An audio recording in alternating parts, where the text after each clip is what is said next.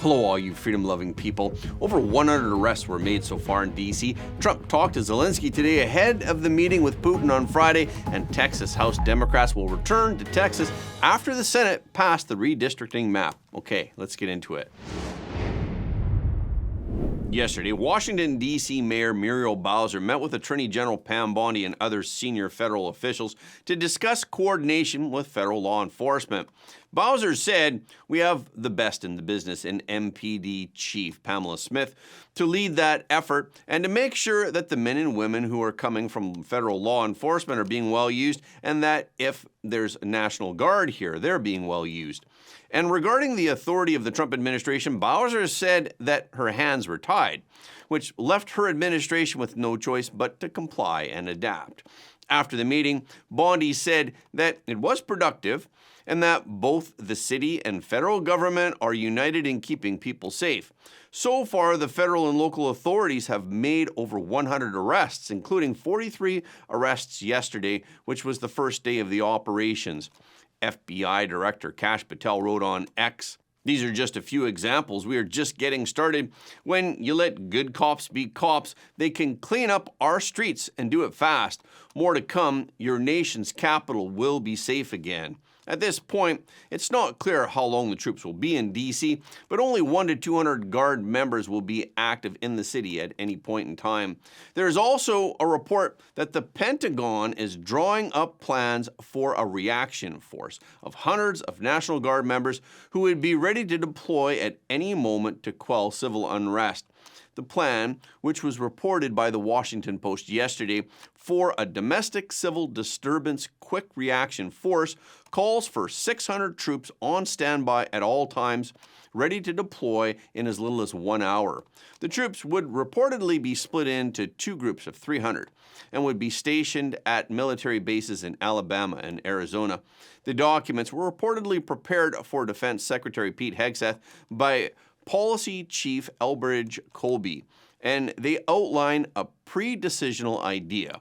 President Trump had already deployed 5,000 National Guard members and Marines to Los Angeles in June to deal with anti-immigration enforcement riots. And so far, 800 National Guards have been deployed to D.C.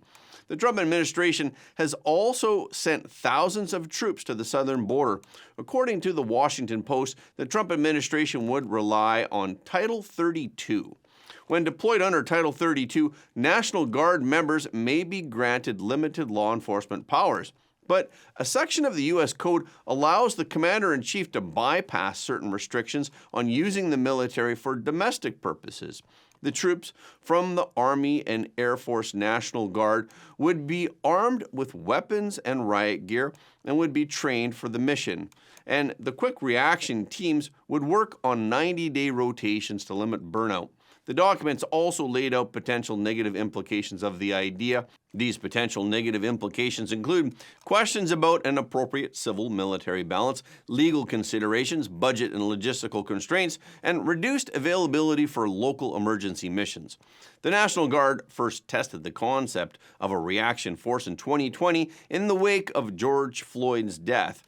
This was when 60 troops in Arizona and Alabama were told to be on alert and ready to deploy to respond to political violence during the protests.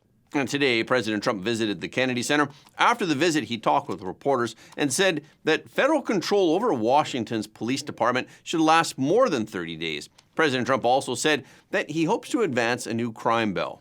Your federalization of the police has a 30-day limit unless Congress acts to extend it. Are you talking to Congress about extending it, or do you believe 30 days is sufficient? Well, if it's a national emergency, we can do it without Congress, but we expect to be to Congress before Congress very quickly. And again, we think the Democrats will not do anything to stop crime, but we think the Republicans will do it almost unanimously. So we're going to need a crime bill that we're going to be putting in. And it's going to pertain initially to D.C. We're going to use it as a very positive example. And we're going to be asking for extensions on that, long-term extensions, because you can't have 30 days. 30 days that's by the time you do it. We're going to have this in good shape. And don't forget, in the border, everyone said it would take years and you'd have to go back to Congress. I never went to Congress for anything. I just said, close the border. and they closed the border, and that was the end of it. I didn't go back to Congress.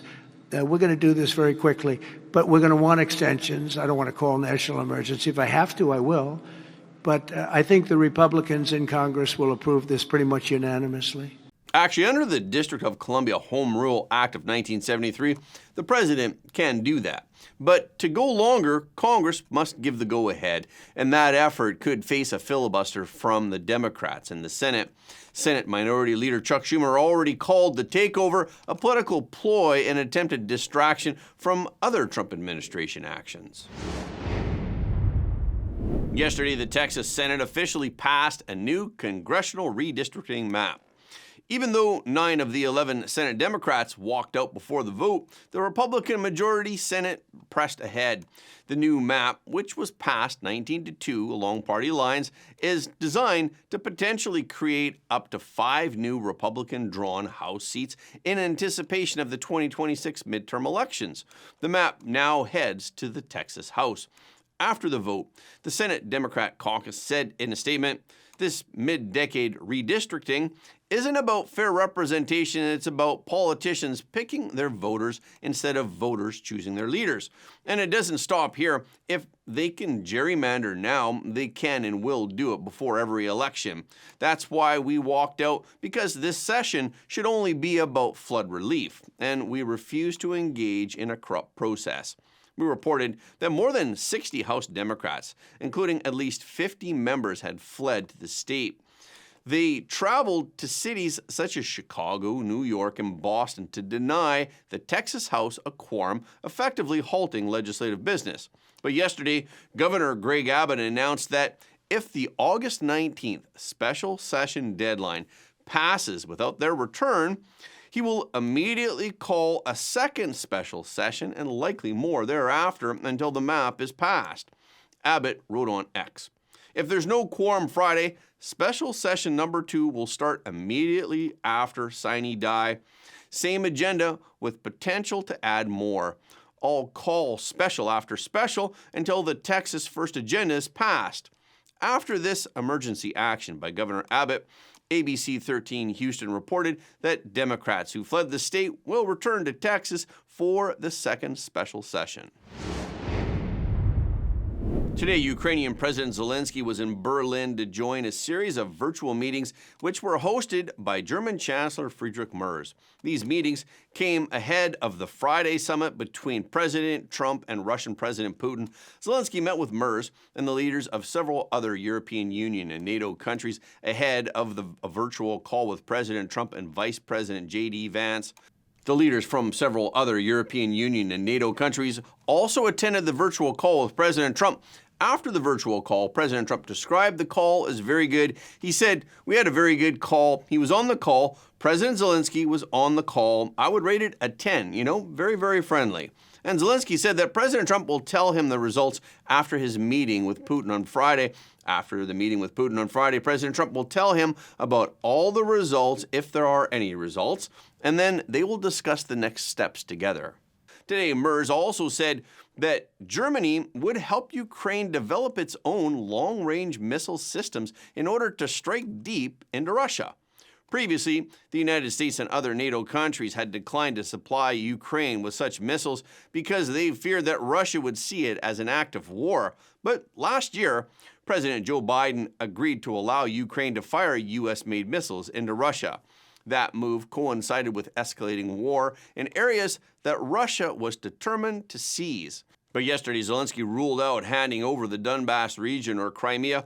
Donbass, which is made up of the Donetsk and Luhansk regions, has a large ethnic Russian population, and Crimea was part of Russia until 1954, when the leader of the Soviet Union at the time, Nikita Khrushchev, transferred it to Ukraine. Recently, President Trump said that there could be some swapping of territories to the betterment of both to end the war.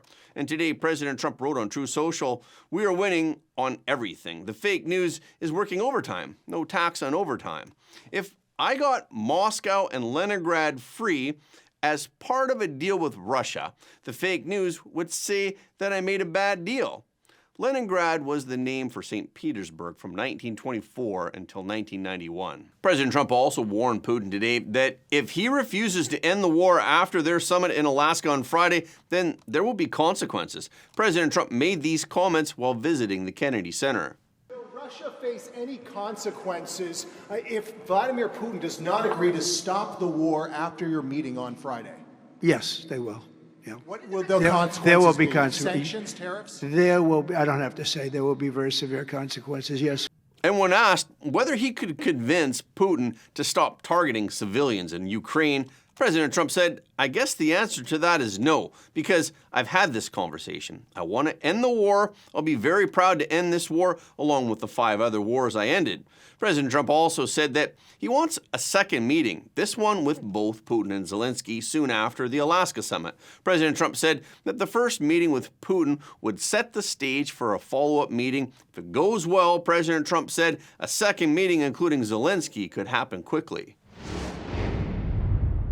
The embattled property giant China Evergrande Group said on Tuesday that it will delist from the Hong Kong Stock Exchange.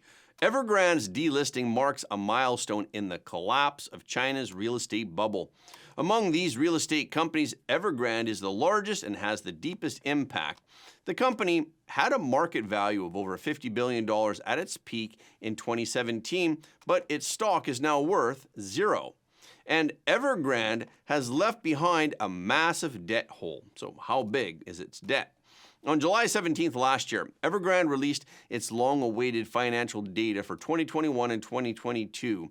As of the end of 2022, its total liabilities were 2.44 trillion yuan, while its total assets were 1.84 trillion yuan. This represents a serious case of insolvency. Over the past 2 years, its total losses exceeded 800 billion yuan. In 2021, the loss was nearly 690 billion yuan, which is about $100 billion. And in 2022, the loss was nearly 130 billion yuan. This means an average daily loss of 1.1 billion yuan or 150 million US dollars per day. The Evergrande Group was founded in Guangzhou in 1996 by Y. Keyan. It was one of China's largest real estate developers at the time, with projects in more than 200 cities across China, and it was also once China's largest real estate company and a Fortune Global 500 company. Evergrande was listed in Hong Kong on November 5th, 2009. With a market value of over 70 billion Hong Kong dollars, it became the largest Chinese private real estate company listed in Hong Kong at the time. In 2016, it topped the list of Chinese real estate companies with a sales volume of over 370 billion yuan, and its total assets exceeded the trillion yuan mark. Evergrande's rapid growth can be attributed to the economic environment in China at the time and the business acumen of its founder, Y. Keyan. The first 2 decades of the 21st century were a miraculous period of economic growth for China. As a result, Western countries and companies became obsessed with the Chinese market. In previous episodes, we discussed the Chinese people's enthusiasm and obsession with real estate. Strong demand had led to attractive returns in the real estate market. If you're an investor and you encounter an industry that promises substantial returns regardless of the amount of investment, what would you do? You would definitely invest as much money as possible. If you don't have enough money, you would borrow money, which means leveraging. For investors, China's real estate industry was a project that guaranteed returns. For developers, the higher the leverage and the better the cash flow management, the more money they make. Evergrande's boss, Y. Keyan, was a master of cash flow management. His strategy was to repay loans to local governments and banks in installments. Once the design plans for the houses were finalized, he collected deposits from the customers. Those deposits were then used to repay loans to banks and governments. By juggling funds in this way, he was able to leverage relatively small amounts of capital to achieve rapid growth. In this way, he became China's richest man in 2015 and 2016. In October of 2017, China Evergrande's share price reached an all-time high with a market capitalization of 400 billion Hong Kong dollars, propelling the real estate company to the top of the global real estate developers rankings. The business model of Evergrande was very common among Chinese real estate companies. In order to obtain as much capital as possible, these types of real estate companies are no longer limited to traditional financing methods. They have created some methods that we have never heard of before. Here, we will introduce two financing methods that are relatively unique to China. One is commercial paper. Commercial paper can also be understood as unsecured promissory notes or promises to pay. For example, Evergrande might issue commercial paper to its material suppliers, stating that payment for the materials will be made 6 months later. Or it might tell its construction contractors that the construction costs will be settled several months after the project is completed. Typically, real estate companies use commercial paper financing on a scale of around 10 to 20 billion yuan for temporary working capital needs. However, Evergrande had taken this financing method to the extreme. In 2024, the scale of its commercial paper reached 300 to 400 billion yuan. Almost all of its business partners hold Evergrande's commercial paper. Another form of financing is a trust. This trust is not the same concept as the trust we are familiar with. The trusts we typically think of are family trusts. However, trusts in China are actually a type of fund. Trust companies in China are essentially investment companies. The only difference is that trust companies have a broader range of investment options. Western funds can generally only invest in financial products such as stocks and bonds, but Chinese trust companies can invest not only in standardized financial products, but also in real estate, especially commercial real estate. Trust companies in China are like shadow banks. The total scale of China's trust industry is 20 trillion yuan, with 2 to 3 trillion yuan invested in the real estate industry. In 2019, 40% of Evergrande's debt came from trust companies. From this, we can see that Evergrande was very good at borrowing money and its leverage was at its maximum. Therefore, once there was any change in the external environment, it was the most vulnerable. In 2020, the Chinese Communist Party's policy changed. The fundamental reason was that China's real estate bubble had become too large. The government was concerned that if it was allowed to develop unchecked, then the bubble would become even more severe. The bubble was bound to burst sooner or later, and the later it burst, the greater the impact on the economy would be. In China, 70% of household assets are in real estate. In the United States, this proportion is less than 29%. The wealth effect caused by falling housing prices is very obvious. Of course, it's a negative effect. Since the homeowner would tighten spending in other areas and try to save as much as possible to pay off the mortgage, and this decline in consumption that was caused by falling housing prices is an important factor in the economic recession. Therefore, in any country, the bursting of a real estate bubble would deal a severe blow to the economy. And in China, this blow would be 2 to 3 times as severe. Therefore, in 2020, the government hoped to burst part of this bubble.